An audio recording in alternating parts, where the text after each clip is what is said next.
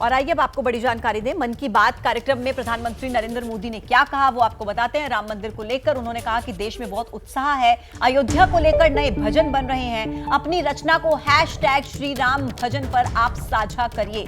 मन की बात कार्यक्रम में प्रधानमंत्री नरेंद्र मोदी ने लोगों से यह अपील की और साथ ही साथ उन्होंने कहा कि राम मंदिर को लेकर देश भर में बहुत उत्साह है, अयोध्या को लेकर नए भजन बनाए जा रहे हैं और आपके भी अगर कुछ भजन हैं ऐसे जिन्हें आप शेयर करना चाहते हैं तो उन्होंने बताया कि आप उसे #श्री राम भजन पर अपनी रचना को शेयर कीजिए।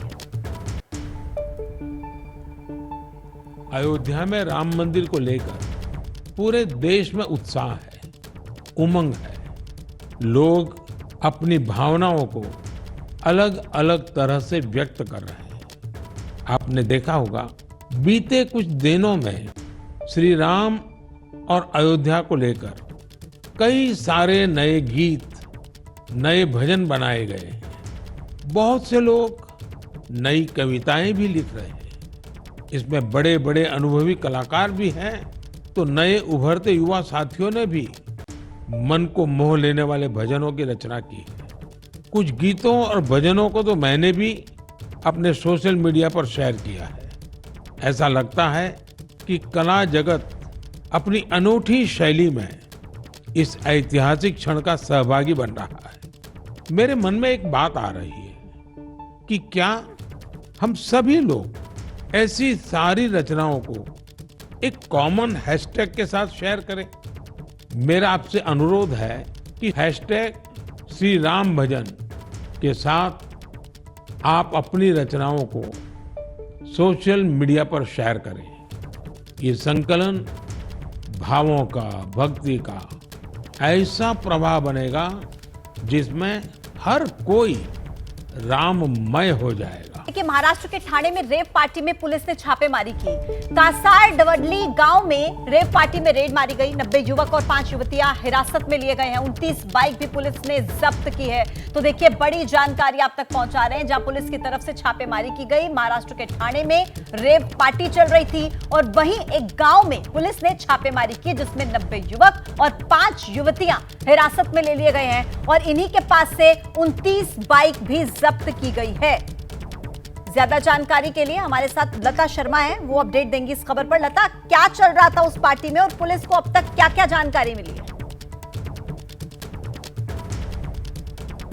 जैसी कि अभी 31 है और न्यू ईयर के दौरान ऐसे कई सारे जो घटनाएं हैं सामने आती हैं जहां पर पार्टीज काफ़ी ज़्यादा होती है और इसी बीच थाने क्राइम ब्रांच ने एक बड़ी कार्रवाई की है और ये कार्रवाई थाने से कसर वडवली जो गांव है वहां पे एक प्राइवेट प्रॉपर्टी पे 100 के करीब जो युवक हैं, सभी के सभी नौजवान थे, वो नशीले पदार्थ के जो सेवन है वो करते नजर आए। जहाँ उसमें LSD कहे, गांजा, चरस, शराब और ऐसे कई सारे नशीले पदार्थ जो है वो वहाँ पे सेवन करते नजर आए। और इसकी कुछ शुरुआत ऐसे हुई कि कल 30 तारीख को 2 युवक जो कि मेन आरोपी हैं जिन्हें हिरासत में लिया गया है, 90 लड़कों में से ये 2 युवक भी हैं जिनकी उम्र 19 और 23 वर्ष है। दोनों डोंबिवली कलावा के हैं। वहां से उन्होंने इंस्टाग्राम पे एक इनवाइट बनाया। इनवाइट में उन्होंने सभी लोगों को इन्विटेशन भेजा और लोकेशन केवल 4 घंटे पहले बताया, ये कहकर कि हम अब लोकेशन डिस्क्लोज नहीं करेंगे, नहीं तो पुलिस की नजर में आ सकते हैं। इसी कारण से 4 घंटे पहले जब उन्होंने लोकेशन दिया तो इस बीच आधी रात को सभी युवक वहां पहुंचे। लेकिन थाने क्राइम ब्रांच जैसे कि सक्रिय है, मुंबई सक्रिय है, जो मुंबई पुलिस है वो भी सक्रिय है क्योंकि न्यू ईयर के दौरान ऐसे कई सारे हादसे होते रहते हैं, पार्टियां होती रहती हैं। इस बीच ये जो 100 लोग हैं उसमें से 5 लड़कियां हैं और 90 लड़के हैं। सभी के सभी युवक हैं, कोई हाई प्रोफाइल इसमें नजर नहीं आ रहा है। हालांकि युवकों की उम्र जो है 19 और 23 बताई जा रही है और इन्हें हिरासत में लिया गया है। इनका मेडिकल जांच शुरू है।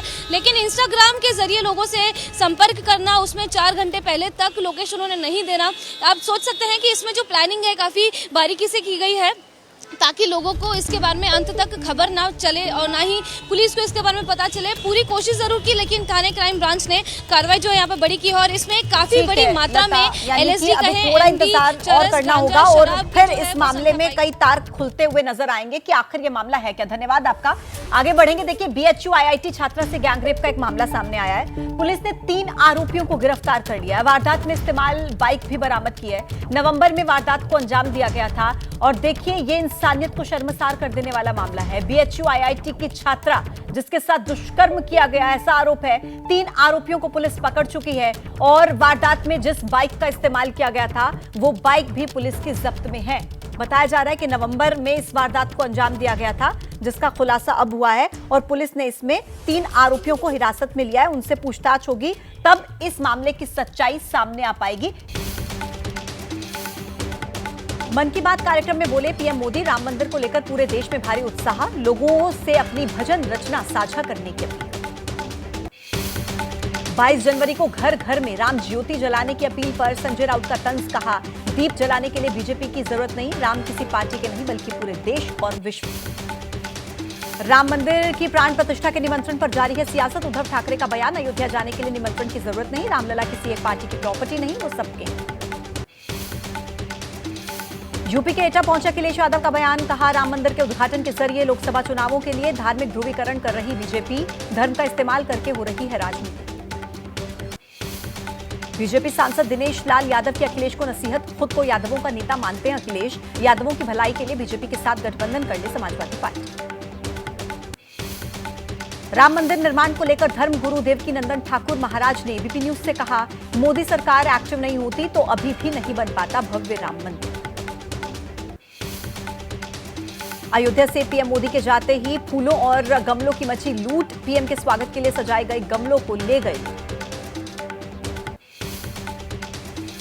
ओडिशा के भुवनेश्वर से अमृत भारत एक्सप्रेस की शुरुआत, बीजेपी नेता अपराजिता सारंगी, बीजेडी नेता मुजीबुल्ला खान और सुल्तादेव मौके पर कार्यक्रम में हुए शामिल।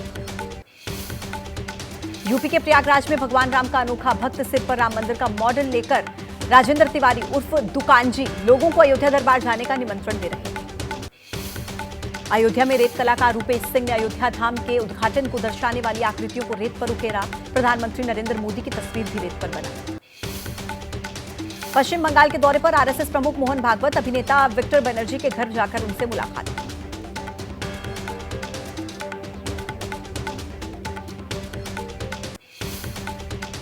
उत्तर प्रदेश की 80 सीटों पर बीजेपी ने तेज की तैयारियां, लखनऊ पहुंचे जेपी नड्डा, विकसित भारत संकल्प यात्रा में शिरकत करेंगे। जेडीयू के कमान संभालने के बाद नीतीश के सियासी स्टैंड पर चल रही अटकलों के बीच गिरिराज सिंह की दो टूक, कहा नीतीश कुमार के लिए बीजेपी के सारे दरवाजे बंद। सीट शेयरिंग को लेकर टीएमसी पर फिर से भड़के कांग्रेस के अधीर रंजन चौधरी, कहा कांग्रेस भी पूरी तरह से तैयार, राज्य स्तर पर सीट बंटवारे को लेकर सहमत नहीं है टीएमसी। और इसी के साथ आज आम आदमी पार्टी की राष्ट्रीय कार्यकारिणी की बैठक, केजरीवाल ने बुलाई राष्ट्रीय कार्यकारिणी और राष्ट्रीय परिषद की बैठक, वीडियो कॉन्फ्रेंसिंग के जरिए जुड़ेंगे नेता। महाराष्ट्र के मुख्यमंत्री एकनाथ शिंदे ने मुंबई में गेटवे ऑफ इंडिया पर महास्वच्छता अभियान की शुरुआत की, सफाई कर्मियों को सम्मानित किया, उन्हें बताया असली हीरो। केंद्रीय गृह एवं सहकारिता मंत्री अमित शाह का आज यूपी दौरा, साध्वी ऋतंभरा के षष्ठी पूर्ति महोत्सव में हिस्सा लेंगे गृह मंत्री, वृंदावन में कई कार्यक्रम में होंगे शामिल। राजस्थान में सरकार के गठन के 27 दिन के बाद हुआ मंत्रिमंडल का विस्तार, 21 विधायकों ने ली मंत्री पद की शपथ, चुनाव लड़ रहे सुरेंद्रपाल सिंह टीटी भी बनाए गए मंत्री। राजस्थान कांग्रेस अध्यक्ष गोविंद सिंह डोटासरा ने कहा, दिल्ली से पर्ची आने के बाद मंत्रियों ने शपथ ली, सुरेंद्रपाल को मंत्री बनाकर मतदाताओं को लुभाने की कोशिश हुई। ईडी ने झारखंड के मुख्यमंत्री हेमंत सोरेन को आखिरी समन भेजा, इस बार सीएम को यह सुविधा दी कि वो खुद समय, तिथि और जगह बताएं। ईडी पूछताछ के लिए अब तक हेमंत सोरेन को 6 बार समन जारी कर चुकी है। ब्रिजभूषण मामले के विरोध में पहलवान विनेश फोगाट ने अर्जुन अवार्ड को लौटाया, अवार्ड लौटाने पीएमओ जा रही विनेश को पुलिस ने रोका तो कर्तव्य पथ पर ही विनेश फोगाट ने अपना मेडल छोड़ा। प्रियंका गांधी ने केंद्र सरकार को घेरा, एक्स पर लिखा, बीते 19 महीनों में 29% सस्ता हुआ कच्चा तेल, लेकिन जनता को राहत नहीं, कुछ अरबपतियों की जेब भरना सरकार की प्राथमिकता। भागलपुर में बड़ा हादसा टला, भागलपुर रेलवे यार्ड से लोडर पर लोड करके ट्रेन की बोगी लाने के दौरान ब्रेक फेल हुआ, पुल को तोड़ते हुए गिरी ट्रेन की बोगी, कोई हताहत नहीं। साल के आखिरी दिन और नए साल के शुभारंभ से पहले प्रयागराज में विशेष पूजा, लोगों ने घाट के किनारे संगम आरती। साल 2024 के स्वागत के लिए देश दुनिया में तैयारी, वाराणसी में दशाश्वमेध घाट पर की गई विशेष गंगा आरती। हैदराबाद के हनुमान मंदिर में साल के आखिरी दिन लोगों ने पूजा की, आने वाले साल में सुख समृद्धि की कामना की। दिल्ली में घने कोहरे और प्रदूषण का विजिबिलिटी पर असर, कोहरे को लेकर येलो अलर्ट जारी, तापमान में भी गिरावट दर्ज। दिल्ली में घने कोहरे का रेल यातायात पर भी असर, नॉर्दर्न रेलवे के मुताबिक दिल्ली आने वाली 23 से ज्यादा रेलगाड़ियां 2 से लेकर 7 घंटे लेट, यात्रियों को भारी दिक्कत। कोहरे की वजह से रेल यातायात पर भी पड़ा असर, अपने निर्धारित समय से देरी से चल रही कई ट्रेन, ज्यादातर रूट्स पर ट्रेन का आवागमन प्रभावित। घने कोहरे की चादर में लिपटी राजधानी, कोहरे की वजह से विजिबिलिटी काफी कम, एयरपोर्ट के आसपास भी छाया घना कोहरा, हवाई सेवा पर भी पड़ रहा असर। देश के उत्तरी इलाकों में कड़ाके की सर्दी, अगले कुछ रोज ठंड और कोहरे से राहत मिलने की कम ही उम्मीद, दिल्ली, राजस्थान, यूपी, बिहार समेत उत्तर भारत के कई हिस्सों में जबरदस्त ठिठुरन। दिल्ली में फिर से एक बार खतरनाक स्तर पर पहुंचा प्रदूषण का स्तर, आज कई जगहों पर AQI का लेवल 425 के पार। राजस्थान के नागौर में ट्रिपल मर्डर से सनसनी, बेटे ने अपने माता पिता और बहन को उतारा मौत के घाट, कुल्हाड़ी से काटकर हत्या की। जम्मू कश्मीर के बारामूला में पुलिस ने आतंकी साजिश को किया नाकाम, घर में आतंकियों को शरण देने का आरोप, एक घर और गाड़ी को कुर्क किया, गाड़ी से हथियार ले जाने का भी आरोप। मुंबई के संभाजी नगर में हाथ के दस्ताने बनाने वाली कंपनी में भीषण आग, दम घुटने से 6 मजदूरों की मौत हो गई। राजस्थान के माउंट आबू में 3 दिवसीय शरद महोत्सव का आयोजन, नौका दौड़, मटका रेस, रस्साकशी, मटका दौड़ सहित सांस्कृतिक कार्यक्रमों की धूम।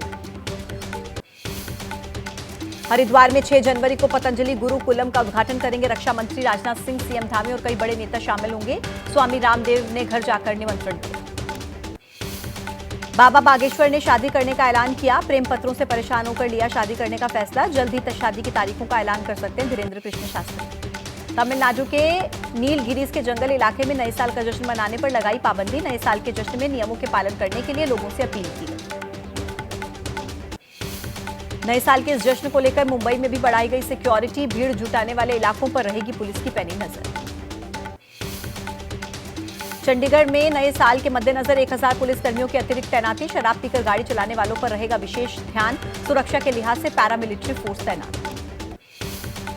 हैदराबाद में नए साल के जश्न पर पुलिस की एडवाइजरी जारी, पुलिस ने युवाओं से अपील की शराब पीकर वाहन न चलाएं, ग्रुप का एक शख्स शराब का सेवन न करे।